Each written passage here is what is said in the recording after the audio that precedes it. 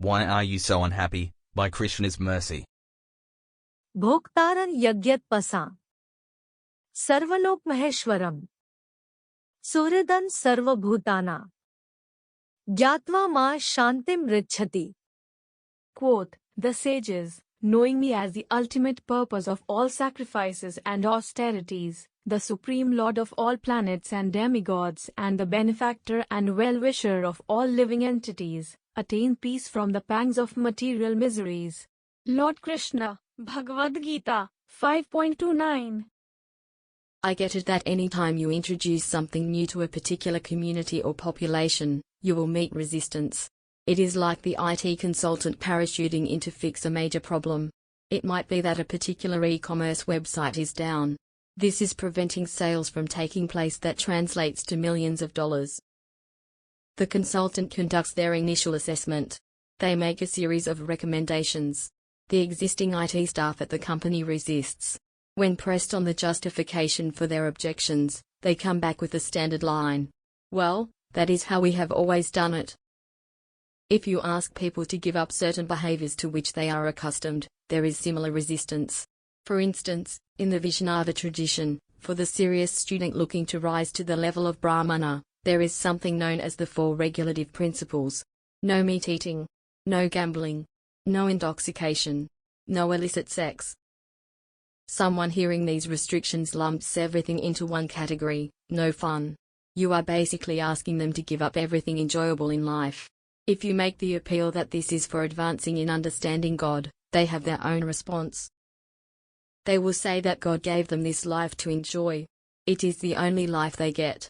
Animals are gifts from God, meant specifically for the purpose of eating. Okay, only certain animals.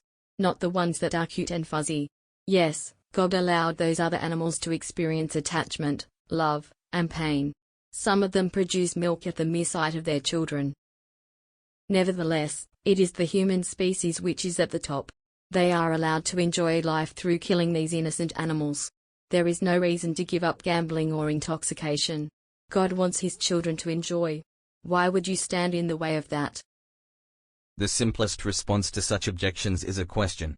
If God wanted you to enjoy, why are you suffering? Why are you so unhappy? Why are you so miserable that you think that radical surgery to change your gender will make things better? Why is there divorce if everyone is enjoying? Why do countries go to war over ownership rights to land that doesn't travel with them to the afterlife? Why is the population begging to have more forms of intoxication made legal, when they already have sufficient stock? Why is the wealthy person so depressed that they contemplate suicide?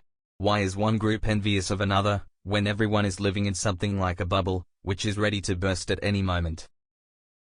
शोच्या शोत्सी कम शोचन दीनन दीनानुकंपसे कस्य कोवानुशोचोस्ति दहस्मिन् बुद्बुदोपमे. Quote, whom are you lamenting for when you yourself are pitiable? Why do you pity the poor when you yourself have now been made poor? While in this body that is like a bubble, how can anyone look at anyone else as being worthy of lamentation? Hanuman speaking to Tara, Valmiki Ramayana, Kishkindha Kand, 21.3. Could it be that God does want us to enjoy, but in a way linked to him? Could it be that these other animals are also his children? Might it be that he wishes well for every living being, even if they should be unaware? Taking the point of view reconciling unlimited sense enjoyment as part of God's plan, they will at least acknowledge limitations and restrictions. Human beings don't eat their children, for instance. They don't usually kill cats or dogs. They set up a system of marriage and there are boundaries in terms of right and wrong behavior. The appeal from the Vaishnava is towards consciousness. Enjoy in such a way that you are conscious of God. Realize his presence in every aspect of life. Understand that vitality is due to him. In the same way that consciousness is ultimately responsible for the inner workings of the single body, there is a supreme consciousness that facilitates the workings of nature. Bhagavad-gita provides the peace formula. Understand that God the person is the ultimate enjoyer of every sacrifice. Every ritual, rule, and regulation followed is ultimately for pleasing him. He is the greatest well-wishing friend, and he is the topmost person. No one is above him. This means that God has commanding authority over the entire universe. He is more than the community leader. He wields more influence than the president of the nation. He is the person in charge of even the administrators of the material world, who are known as demigods. Life is indeed our chance to enjoy, but without knowing the proper way there is one misery after another. Life turns into a hellish experience, even with every facility available. The life of restriction, nivritti, is for the ultimate purpose of enjoying to the highest level imaginable.